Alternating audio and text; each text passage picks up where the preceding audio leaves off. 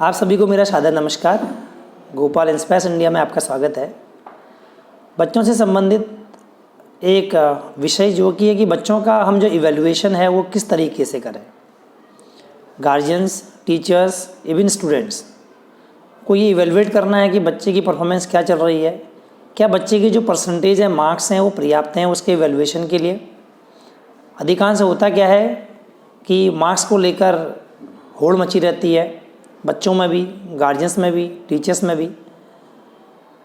तो मेरा ये सुझाव है, सभी के अलग अलग सुझाव हो सकते हैं। मेरा ये मानना है अपने अनुभव के आधार पे कि बच्चों की जो परसेंटेज है, जो मार्क्स हैं, कितनी परसेंटेज उनकी बन रही है पर्टिकुलर किसी क्लास में, कितना परसेंट बच्चे मार्क्स गेन कर रहे हैं, ये बहुत सारी चीज़ों पर डिपेंड करता है।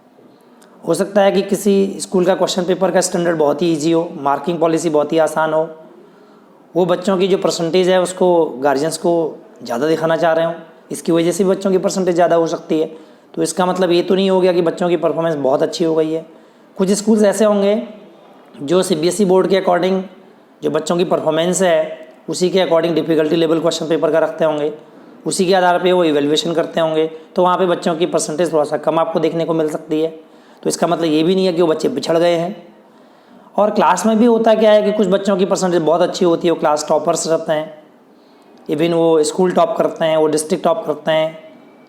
और कुछ बच्चे ऐसे रहते हैं जिनका परसेंटेज टॉपर्स के कंपैरिजन में थोड़ा कम रहता है।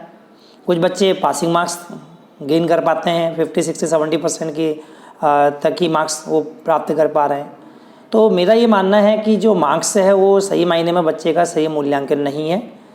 अगर यूनिफॉर्म एग्जामिनेशन सिस्टम हो, जो क्वेश्चन पेपर का स्टैंडर्ड है, जो डिफ़िकल्टी लेवल है वो सेम रहे, तो हम एकेडमिक्स जो परफॉर्मेंस है, जो बच्चों के मार्क्स आ रहे हैं और इवैल्यूएशन का पैटर्न भी यूनिफॉर्म हो, तो मार्क्स के आधार पे कुछ हद तक हम एकेडमिक्स में ये निर्धारित कर सकते हैं कि बच्चे की परफॉर्मेंस कैसी चल रही है, या बच्चों का कंपेरिजन कर सकते हैं।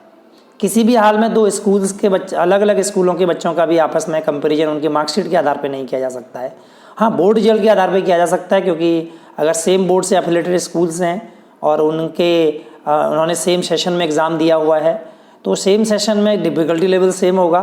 तो अब अगर मार्क्स अलग अलग है, परसेंटेज में डिफरेंस है, तो वो केवल एकेडमिक परफॉर्मेंस जो है, जो एकेडमिक बच्चे का लेवल है उसमें डिफरेंस के कंपेरिजन के लिए काफ़ी है। लेकिन यह भी ज़रूरी नहीं होता कि जो बच्चे एकेडमिक्स में बहुत अच्छी परसेंटेज लेकर आते हैं वही जो है लाइफ में आगे जो है करियर में अच्छा कर पाते हैं।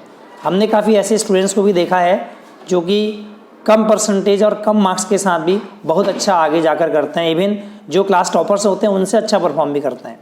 मेन ये है कि बच्चों को मार्क्स के लिए नहीं बल्कि उनको नॉलेज के लिए पढ़ाई करना चाहिए। मार्क्स के पीछे भागने से अच्छा है कि हम नॉलेज के पीछे भागें, बच्चे नॉलेज के लिए पढ़ाई करें।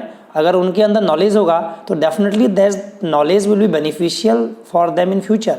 तो नॉलेज है तो मार्क्स तो आगे अपने आप आएंगे।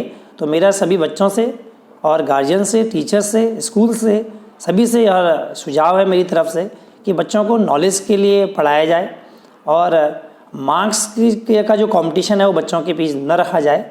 बच्चे अगर नॉलेज के लिए पढ़ाई करेंगे तो मार्क्स तो निश्चित ही आएंगे।